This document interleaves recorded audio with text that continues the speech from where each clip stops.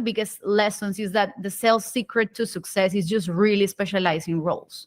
One of the biggest mistakes is to have like this one seller that does everything. I know he does community management and he sells and he prospects and he closes and he follows up and he negotiates and he's like everything in one. That will kill the business over time. So I'm a really big fan of specializing different roles inside the sales team. Why? To optimize time, to increase expertise, to improve the conversion rates that I show you. So in a simple level, usually we should have someone in charge of the whole pre-sales aspect, right? What do I mean by pre-sales? Is the person that is qualifying the leads, is the person that is researching who should we contact, is doing account-based prospecting, is setting up the appointments, is confirming the calls. This is usually what you will call a BDR or an SDR in your business. The second type of role we should have in a sales team, in a B2B sales team, is an account executive. This is usually the person that is a bit more senior, of course, in the infrastructure, because this person has the skill of closing, negotiating the proposals, doing the follow-ups, updating the CRM, bringing you some reports, right? This is usually the person that you can use to replace yourself if you are in the founder-led sales hamster wheel, as I call it. Then you also have a sales director. This is where it gets more and more senior. Usually when you have a sales director in the equation, this person would be responsible for team management, for the strategy, for sales training, to hire, to fire, to close bigger deals or more enterprise or more large enterprise type of accounts. And then only when the structure is so developed, it is useful that you have a VP, right? Or an SVP. It depends on where you are at. But usually this is an expert level role. This person has full autonomy. And this is something I massively recommend specifically for the founders that are like, oh, I'm not really a strong sales profile. I don't know much about sales. It's not my, biggest strength of all times. But this is something, of course, that will help you to maintain a strong sales strategy without you having to be the one commanding that if that's not your field.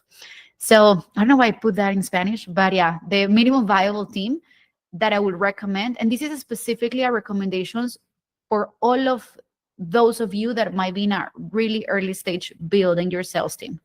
Some of you might already have a bigger structure, but if you're just like starting and you're like, okay, Daniela, wonderful, how can I start building this sales team from scratch? There are two roles that I will absolutely recommend. The first one is the BDR, because that is the first aspect of the operation of the sales process that I will recommend you to delegate. Trust me, you don't want to be prospecting, you don't want to be chasing people, you don't want to be spamming people, you don't want to be contacting everybody unless you have a certain list of contacts and you want to do a more strategic outreach. But in order to hit the numbers you have, that won't be enough. So you really need to start building the base of your SDRs or BDRs. So that is the first role that you need to hire. Good news, is a very junior role. You don't need to have a super expensive hire in order to have a BDR.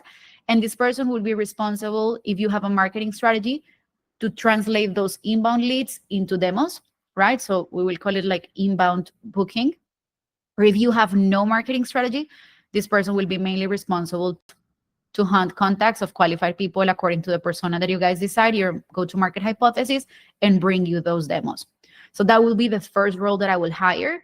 And most of the successful business that I've been seeing, they do not only have one person, they end up being a full team of BDRs that is able to reach the level of input that is required for you to hit your goals. Then the second role that it's important to have on the line or on the pipeline is the account executive role, right? This is where it gets a bit more tricky because, of course, you need to hire for more senior sales talent that represents the culture of your company, that will be able to explain, that hopefully understands the industry, right? But this is a key hire that is relevant. And I just added community manager, honestly, because in case you're a company that currently has a marketing strategy, to make this person synergize with the sales team is so important. I cannot stress enough. So many times I sit down with businesses, they have this marketing person doing random stuff, which is basically just keeping the LinkedIn profile of the company alive, but it's not really fitting the sales ecosystem. There are very simple strategies with social selling, email marketing with your current client list or prospect list to, like nurture and funnel the people for demos that it just doesn't happen because the marketing person is just thinking of branding and reach and not really funneling people to what could be the sales team.